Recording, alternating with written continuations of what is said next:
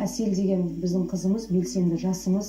Ол қазақтың нағыз дәстүрін жалғастырып кеткен қыздардың бірі деп айтсам артық емес. Өйткені киіз басу, жүн тігу, ұршы қиыру, әжемізден қалған барлық дүниенің барлығын осы қызымыздың бойымыздан көруге болады.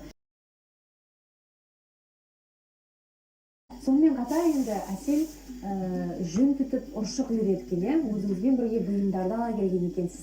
Ендеше сөз кезегін әріптестерімізге берейік.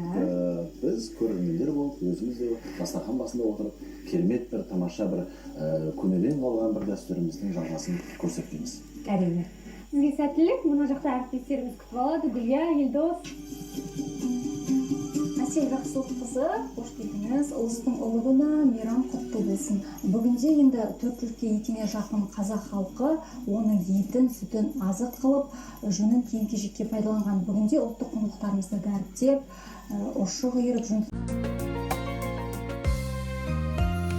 Татулықпен тамсанған ауылымда ардақ тұтқан ағаны бауырымдай, ізеті мол қазақтың келіндері бағалар. Арулардың махаббаты ізгі арын, шешілмеген жұмбақтай ғой бізге әлім.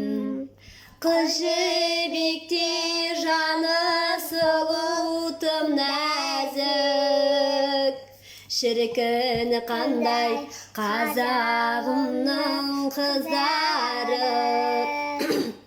Қыздар, сұлу қыздар, неткен ғажап сұлусыздар.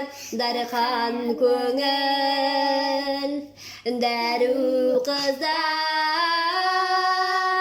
Қыздар, сұлу қыздар, аққу мойын